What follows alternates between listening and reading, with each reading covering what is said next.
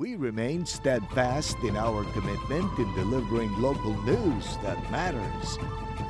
Stories that inspire. Enriching the lives of Filipinos in the Philippines and across the globe. This is your GMA Regional TV. Buong puso para sa Pilipino. Kini ang At Home with GMA Regional TV. Mayong buntag, Southern Mindanao ug Caraga Region. Kini ang At Home with GMA Regional TV. Hatod namo ang mga importanteng balitang lokal sa Northern ug Western Mindanao. Kini ang pinakahalapad nga pagbalita gikan sa South Central Mindanao. Aniya na mga unang balita.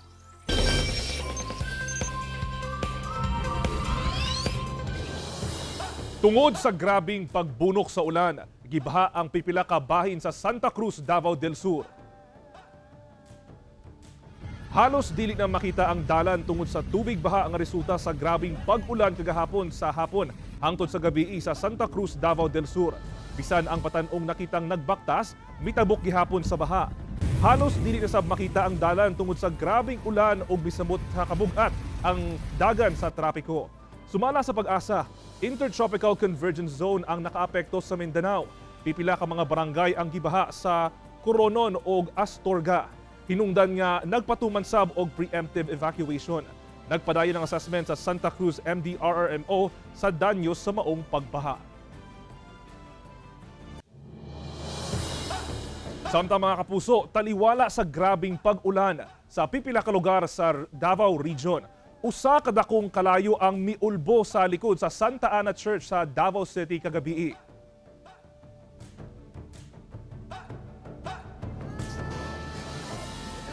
Makita sa video nga gitabangan og palong sa kabumberohan kining dakong kalayo sa usa ka bodega sa Sobrecari Street, Obrero, Davao City. Padayon sa pagbomba og tubig ang kabumberohan kung asa miabot na sa second alarm ang sunog. Sa inisyal nga investigasyon sa BFP, nagsugod matud pa ang kalayo pasado alas 7 sa gabi apan gideklara kining fire out pasado alas 4 karong buntag. Giban-abana nga moabot sa 13 million pesos ang natalang danyos. Padayon pa nga ginaimbestigahan sa kabumberohan ang posibleng hinungdan sa sunog.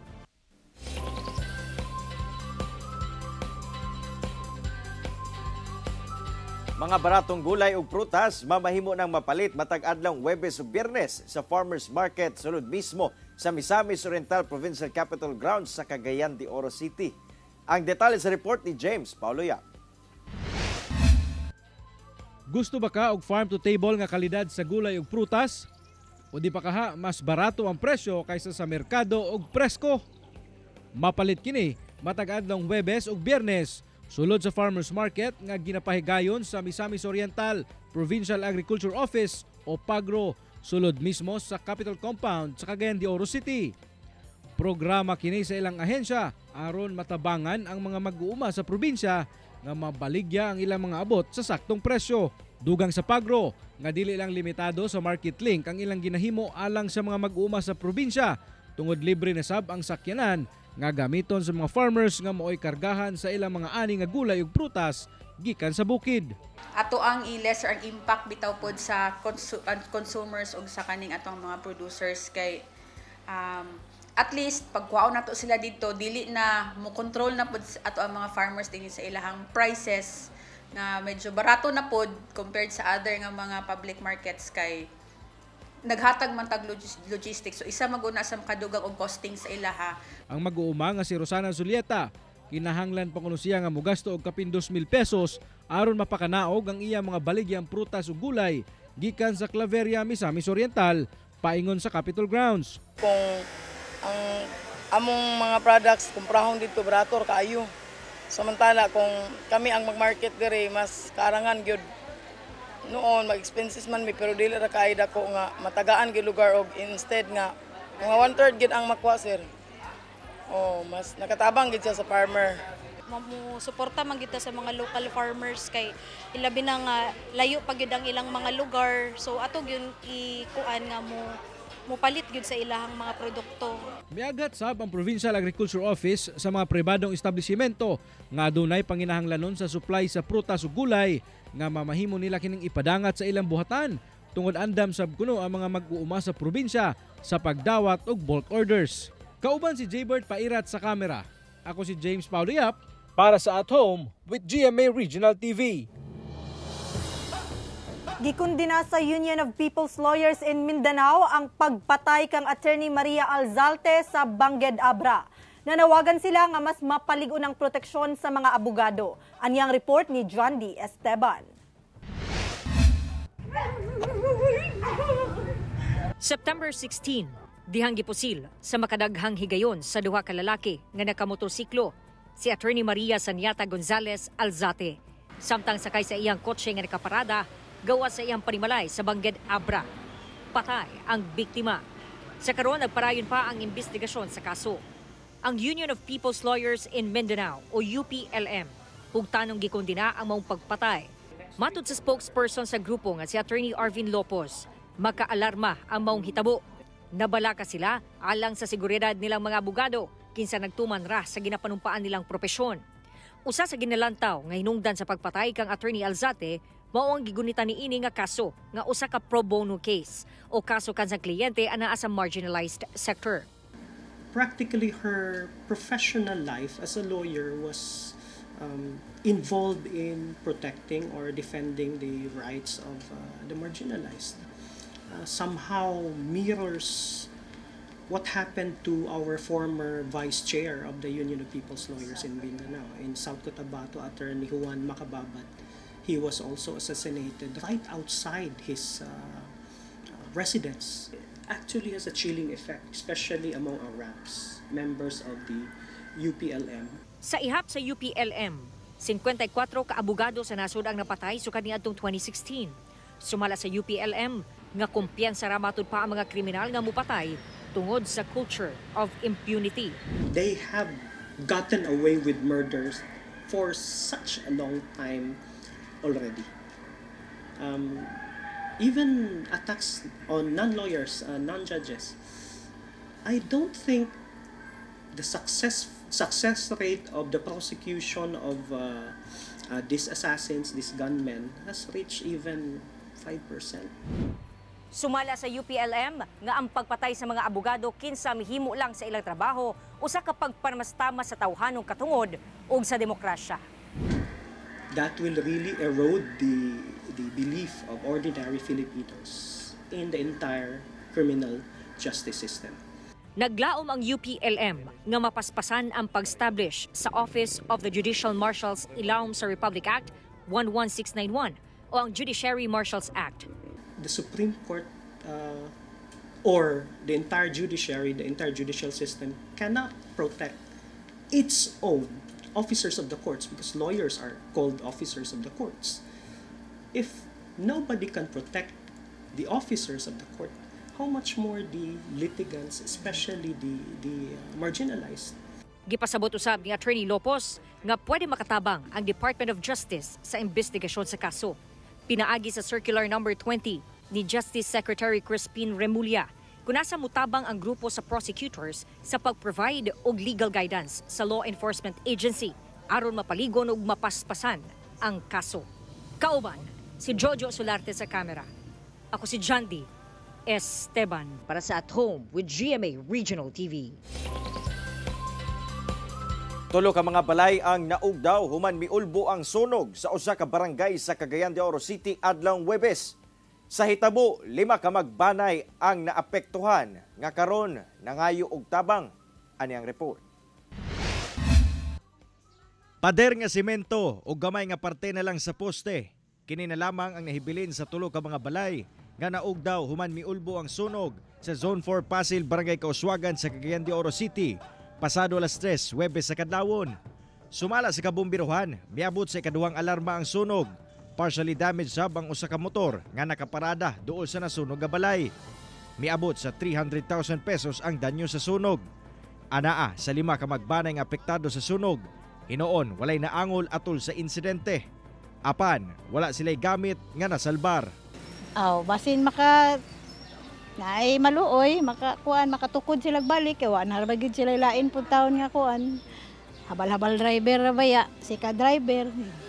mga sakto nga trabaho, mga nga maluoy sila, tabangan lang, mga plywood, maka himo lang sila ilang balay, otro. Kaya wala naman gid ni mahimo, kuan man gid tanan, total man gid tanan. Alang sa mga buot mutabang sa mga nasunugan, mamahimo silang matabangan pinaagi sa mga number sa inyong TV screen.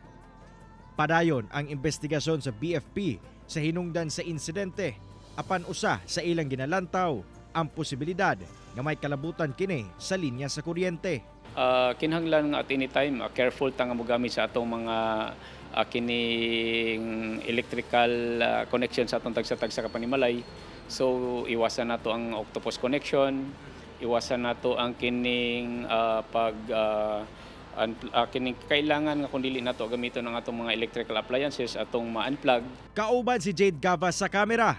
Ako si Cyril Chavez para sa At Home with GMA Regional TV. Mga kapuso, this morning, makauban nato si kapuso actor Rocco Nasino, nga mao'y nagdala sa karakter ni Anton Rosales sa suspense drama series sa GMA Afternoon Prime nga The Missing Husband. Unsa pa kaha ang mga hagit sa iyang karakter sa serye, ug kinsa si Rocco isip bana og amahan sa tinuod nga kinabuhi. Sayro nato kana sa akong pakighinabi kaniya din hilang sa BizTalk.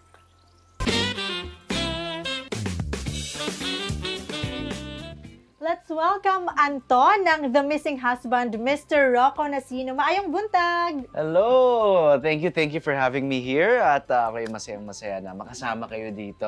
Yan! Nakapag-GMA Regional na ulit. Na-miss ko ito. Congratulations nga pala sa bagong TV series mo sa GMA Afternoon Prime, ang The Missing Husband. So, kwentuhan mo naman kami kung ano pa ba yung mga dapat abangan ng ating Kapuso viewers. Ako mga Kapuso, I'm sure stress na kayo sa mga nangyayari. So, ito na naman bagong pagsubok na pagdadaanan ni Anton Rosales kung paano niya maayos ang lahat, paano niya mababalik ang pera sa lahat ng tao kasi nga na-scam siya at ngayon siya ang nagmumukhang scammer sa sa mata ng maraming tao. So, it's a lot of stress pero itong show na to ay nagpapakita ng kung paano natin dapat alagaan ang mga assets natin, ang pera natin, ang pamilya natin, kung paano silang tumayong bilang support system natin.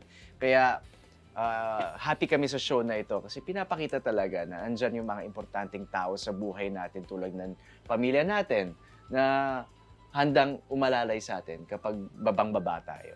Yes, I couldn't agree more sa sinabi mo. Rocco, maliban sa career at sa shows mo ngayon, nakikita namin how happy you are bilang isang asawa at ama. How do you manage your time in both worlds? It's a nice journey which I really enjoy kasi every day napupush ako to find ways on how to be financially free. Yun, ano mga pwede kong gawin para secured ang anak ko at kung madagdagan ang mga anak namin, paano kami magiging comfortable in the future, di ba? Rocco, aside from The Missing Husband, ano pa ba ang mga aasahan ng fans mo sa'yo? Ay, marami kami mga GMA Regional shows pang gagawin, kaya mga Kapuso sa probinsya natin, abangan nyo po ang cast ng The Missing Husband. Dadalo kami sa inyo para mapanood nyo kami at para makasama po namin kayo. At we have a string of events also at yung mga future projects ko. Abangan nyo yan mga Kapuso at may naka-line up din pelikula kaya soon mapapanood nyo ulit ako sa big screen.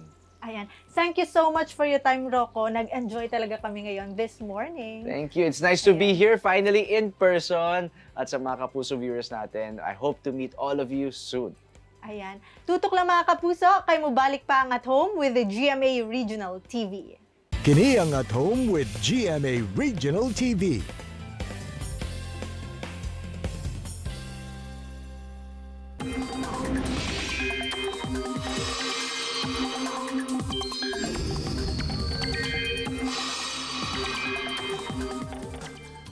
Mas daghang lugar ang makasinati og pag-ulan karong adlaw nga epekto sa Intertropical Convergence Zone.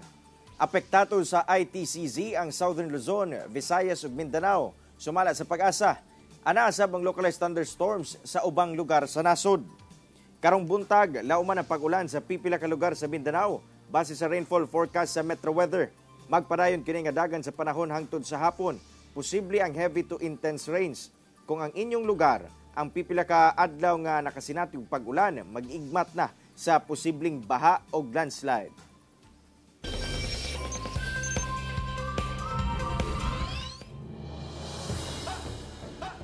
Usa ka babae sa China nga halos tunga sa bulan nga adunay gibating sore throat, ang aduna di ay alimatok sa iyang tutunlan dihang nagpakonsulta og doktor sa China. Halos tunga na kuno sa bulan nga gibati og sore throat ang 60 anyos nga babae nga nagpuyo sa usa ka komunidad sa Wenshan, China. Nagaubok kuno kini og dugo, una kini nakadesisyon nga magpakonsulta sa doktor ni adtong September 17. Gireklamo ni ini sa mga doktor sa Wenshan Prefecture Traditional Medicine Hospital ang sakit sa pag-ubo ug daw nagagilok ang iyang tutunlan. Sa gihimong CT scan, nakita nga adunay nagababag sa iyang trachea. Sa gihimong bronchoscopy procedure, nasuta nga usa kini ka 3-inch nga leech kun alimatok nga nakapilit sa iyang vocal cords. Sa gihimong surgical operation, natanggal ang maong parasite nga nagasupsop og dugo sa iyang trachea. Nasayran nga ang maong babae ang nagatrabaho sa bukid ug nagainom og tubig sa bukid bisan wala moagi og treatment. Kini ang At Home with GMA Regional TV.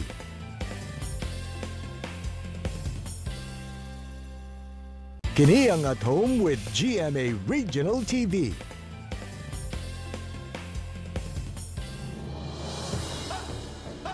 Tulo ka tao ang sagunson nga gipamusil patay sa Kauswagan, Lanao del Norte. Sa investigasyon sa kapulisan, unang gipusil ang biktima nga si Ondo Alfante nga nag-inspeksyon sa mga tanom sa gibantayang farm sa Barangay Inusaran, Kauswagan, Lanao del Norte, Martes sa buntag. Sa pag-ikya sa mga sospek, nasugatan nila ang duha pa ka biktima nga sila Mike Maglangit ug Mark Maglangit nga pauli niadtong tungura ug gipamusil sab. Gilang nagpahigayon og hot pursuit operation ng kapulisan batok sa mga suspect nga miikyas padulong sa usa ka plantasyon sa lubi sa lugar. Apan pakyas kining madakpan, padayong giimbestigahan ang insidente. Nanawagan sab og hustisya ang kabanay sa mga biktima. Mga kapuso, nasayod ba ka? Madaot ba ang atong mata kung manghilamos nga walay tulog? O dili ba kaha? Makatakod ba ang ugaling o kung ugaling mututo ka sa taong dunay sore eyes? Sayro nato kana kauban si Dr. Danilo Constantino, usa ka ophthalmologist.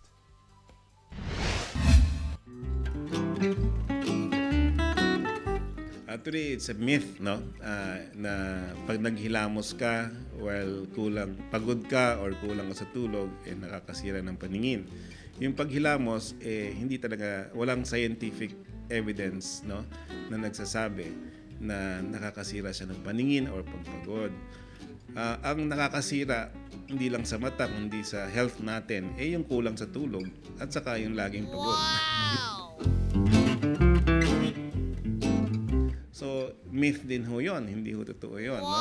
Kasi po, ang sore eyes, nakakahawa yan by direct contact. No? So, by just merely looking at a person with sore eyes, hindi po yan nakakahawa. Ang nakakahawa po is pag hinawakan po nung nahawakan nung isang tao ang mata ng isang may sore eyes at hinawakan niya ang kanyang mata, doon po nakakahawa.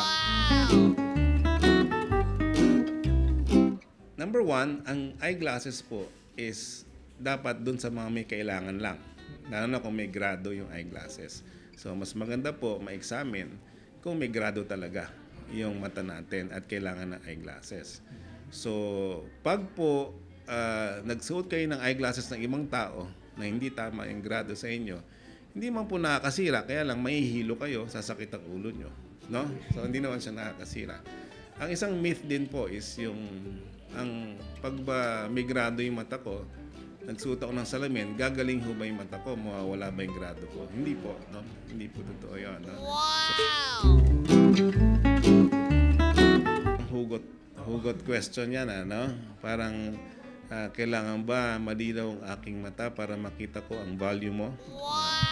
Siyempre, hindi lang po malinaw na mata ang importante, kundi dapat sincere ho kayo at mabait kayo at mabait na tao para makita ng isang tao ang value mo.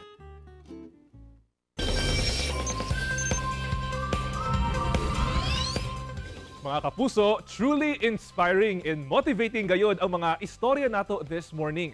Sama ni ining panultihon ni George Santayana, usa ka Spanish-American philosopher. The family is one of nature's masterpieces. Mga kapuso, 94 days na lang, Pasko na! Mao kadto ang mga ulahing balita sa Mindanao karong adlaw. Mamahimo ninyo kining makita pag-usab pinagi sa pagbisita sa official website sa GMA Regional TV o bisitaha ang among official YouTube channel o i-click ang subscribe button para sa pinakaulahing balita. Daghang salamat sa atong mga kapuso sa Mindanao nga nagalantaw kanamo ug sa atong mga kapuso abroad. Padayon lang sa pagtutok sa mga lokal nga balita matag adlaw tungod sa GMA Regional TV, Local News Matters. Kami sa At Home with GMA Regional TV, tibuok puwersa para sa mas dakong misyon ug mas halapad nga pagserbisyo sa nasod.